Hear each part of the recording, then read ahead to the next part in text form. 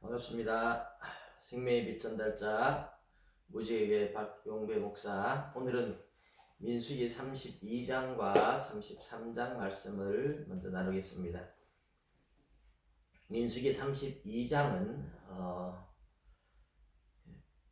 요단강 동쪽에 땅을 차지하는 루벤 지파와 갓 지파 이야기가 나오고, 33장은 가나안 땅에 들어가기 위해서 광야 생활을 했던 그 노정, 어디를 거치고 해서 우리가 다 알 수도 없는 수많은 이름들이 나옵니다. 광야 생활에 그들이 다니면서 천막을 치고 이동하고 했던 장소들을 모세가 이제 기록한 겁니다.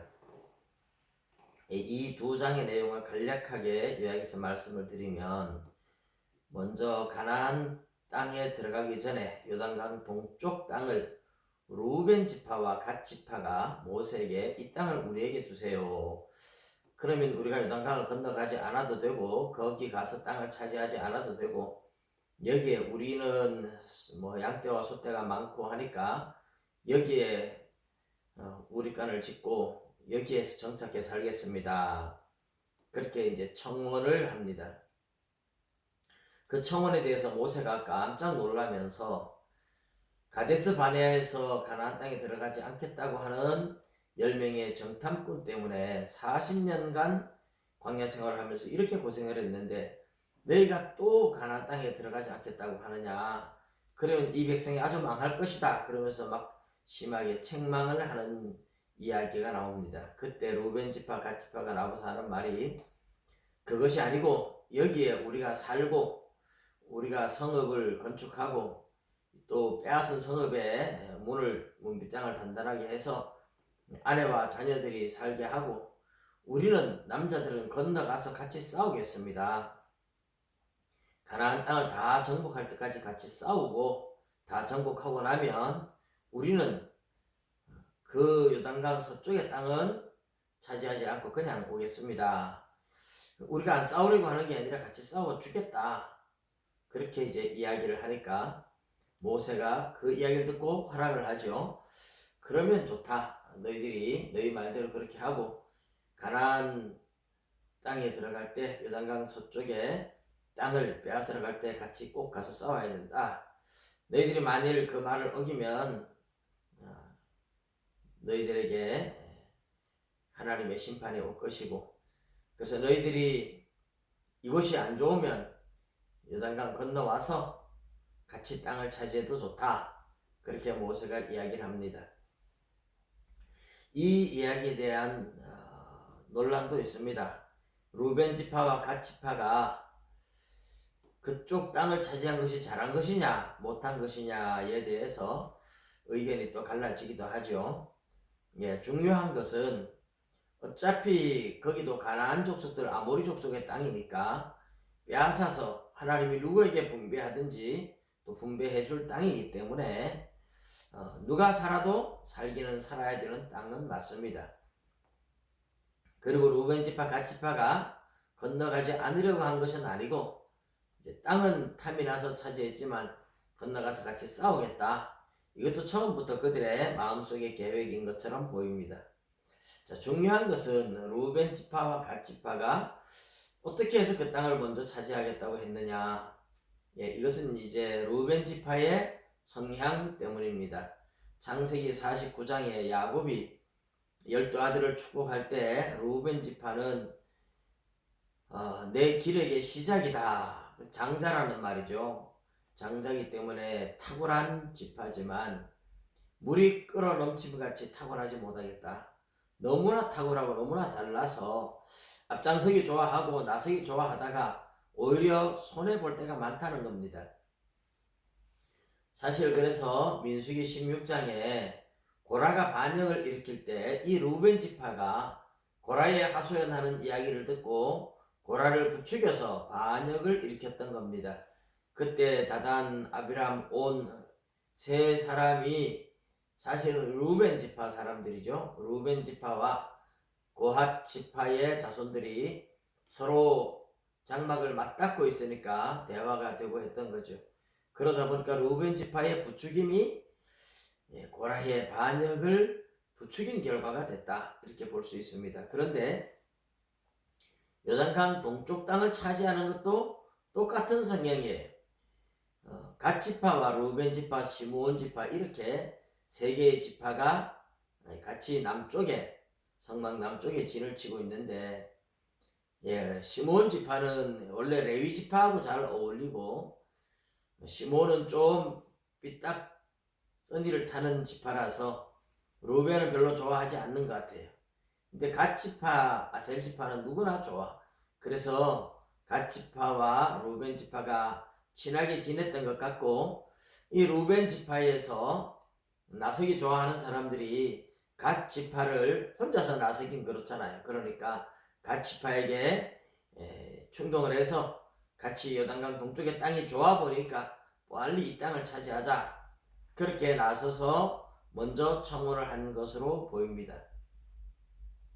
이렇게 나서서 먼저 청혼하는 것, 어떻게 보면 눈치 빠르고 그런 거죠. 예수님의 12 제자들도 예루살렘으로 올라갈 때 서로 눈치만 보면서 미처 말하지 못하는데, 야고보와 요한이 먼저 예수님께 청탁을 하죠. 하나는 주의 우편에, 하나는 주의 좌편에 함께 하여 주세요. 이렇게 다른 제자들이 그 소리를 듣고 되게 분해합니다. 선수를 빼앗겼다는 거죠. 선수를 빼앗겼다, 그 생각을 하니까. 루벤 지파는 항상 남들보다 선수를 치는 그 아주 기질적으로 그런 지파죠. 그런 지파다 보니까 갓 지파를 부추겨서 이 좋은 땅을 우리에게 달라고 하자 하고 먼저 선수를 쳐서 땅을 얻었다, 이렇게 볼 수 있습니다. 이제 선수를 쳐서 얻은 것이 그들의 기질적으로, 루벤 지파의 기질적으로 그래서 좋은 땅을 얻은 것이기도 하지만, 원래 약속된 땅은 요단강 건너 서쪽에 가나안 땅이기 때문에 이 요단강 동쪽은 일찍 망합니다. 남북으로 갈라진 이스라엘이, 북이스라엘이 주전 722년 아수르한테 멸망하지만 그 전에 이미 아합 왕 시절에 길랏 라못이나 요단강 동쪽은 많이 아람 나라한테도 빼앗기고 공격을 많이 당하죠. 물론 뭐 서쪽의 땅도 블레셋한테 계속 공격을 당하고 어려움을 겪긴 하지만 요단강 동쪽만큼 그렇게 되지는 않아요. 그리고 므낫세 지파의 절반이 또 마길의 자손들이 그 땅의 북쪽을 점령을 하고 차지하게 됩니다. 사실 므낫세 지파는 므낫세의 이제 본부인이 있고 첩의 아들이 있고, 그러다 보니까 이 첩의 아들과 본부인의 아들들이 서로 잘 섞이질 않았어요. 그래서 첩의 아들, 그 후손들이 섞이질 않으니까 요단강 동쪽의 땅을 차지하게 되고, 본처의 아들은 서쪽을 차지하고 이렇게 서로 갈라지게 되는 결과를 보여줍니다. 중요한 것은 루벤 지파처럼 항상 앞장서기를 좋아하고 남들보다 선수를 쳐서, 세상에서는 그렇게 하면 기회를 잘 붙잡는 지혜로운 사람으로 여길 수 있지만 하나님의 백성은 꼭 좋은 것은 아닙니다. 선수를 잘 치는 것보다도 묵묵히 하나님 앞에 묻고 하나님의 뜻을 찾는 것이 가장 중요한 겁니다. 때로는 뭐 선수를 쳐야 할 때가 있을지 모르겠지만, 그러나 정말 중요한 것은 하나님의 뜻이 어디 있느냐 하고 하나님의 때를 기다릴 줄 알고 하나님의 뜻에 순종하고 나가는 것이 제일 중요한 것이다, 이렇게 볼 수 있습니다. 그리고 이제 33장은 가나안 땅에 들어가기 전에 광야에서 이스라엘 백성들이 애굽에서 나와서 가나안까지 들어가는 그 광야 생활을 하면서 그 광야 여정을 기록했어요. 그런데 지명만 간단하게 기록했단 말이죠. 오늘 우리가 보면 하나도 알지 못하는 지명을 이렇게 기록하는 것이 무슨 의미가 있느냐 이렇게 생각할지 모르겠지만, 당시에 이스라엘 백성들은 그곳을 알죠. 그리고 모세도 그곳을 잘 압니다. 그리고 그곳에 갔을 때마다 사건들을, 우리는 전혀 모르는 사건들을 그 사람들은 기억하게 되고 그것이 하나의 간증거리가 됩니다. 오늘 세월이 흐른 후에 우리들은 전혀 모르는 내용이긴 하지만요. 예, 우리가 뭐 가까운 외국 여행을 2박 3일 간다고 생각해 보십시오. 여행을 갔다 와서 다른 사람들은 몰라도 여행을 간 사람들은 내가 오늘 어디 갔었는데 어떻더라 잘 알겠죠. 예를 들어서 하루는 뭐 중국으로 가서 만리장성을 봤다. 또 하루는 천안문 광장에 갔다. 그리고 또 뭐 하루는 장각에 갔다. 그리고 중간에 어떤 식당에 들러서 무엇을 먹고 뭐 또 무엇을 보고 이렇게 본 사람들이 갔다 와서 다른 사람들은 몰라도 자기들끼리는 야 거기 갔을 때 천안문에 갔을 때 북경에 갔을 때 만리장성 갔을 때 뭐 장각에 갔을 때 이 말만 해도 같이 갔던 일행들은 잘 압니다. 아 거기서 그런 일이 있었지. 거기서 참 그렇게 즐거운 일이 있었지. 거기서는 좀 위험했었지. 뭐 이런 것들을 본인들끼리는 공유가 되고 그것이 힘든 여정을 잘 극복하고 나왔다면 그런 이야기들이 더욱 감동적인 이야기가 될 겁니다. 일종의 신앙 간증인 셈이죠. 광야 생활을 마친 이스라엘 백성들은 그 여정을 자기들이 경험했기 때문에 지명만 적어도 다 잘 압니다. 그리고 그 지명을 생각하면서 그들이 겪어온 여정, 그들이 광야 생활을 거치면서 어떻게 살아왔는지에 대한 기억들이 생생할 겁니다. 모세가 그럴 것이고 여호수아와 갈렙이 그럴 것입니다. 하나의 신앙 여정, 간증거리가 되어 있다 하는 것이죠. 오늘 우리들도 인생을 다 이제 마치고 하나님이 부르실 때쯤 되면 내가 어떻게 신앙생활에 왔는지, 몇 살 때는 어떻게 예수를 믿고 언제는 내가 이렇게 세상적으로 방황하고 하나님이 나를 어떻게 부르셔서 내가 어떻게 하나님 앞에 돌아왔고 이런 간증거리들 돌아보면 하나님의 은혜였구나 하고 감사하고 추억거리가 되고 간증거리가 되겠죠. 광야의 여정은 이스라엘 백성들에게는 그런 간증거리고 추억거리가 되는 거죠.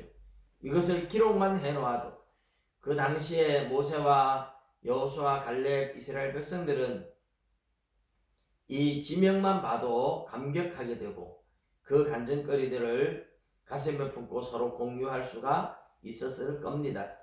그런 의미에서 지난 날을 돌아보면서 광야 생활을 돌아보면서 모든 것이 하나님의 은혜였음을 기억하게 만들어주는 간증거리들, 이 기록은 지명만 기록되어 있지만 이스라엘 백성들에게는 굉장히 감동적이고 하나님의 은혜를 다시 생각나게 만드는 간증거리요 추억거리가 되었을 겁니다. 여러분도 아름다운 신앙의 간증거리가 남고 아름다운 추억을 남길 수 있는 멋진 신앙생활의 여정이 되시기를 주님의 이름으로 축복합니다. 감사합니다.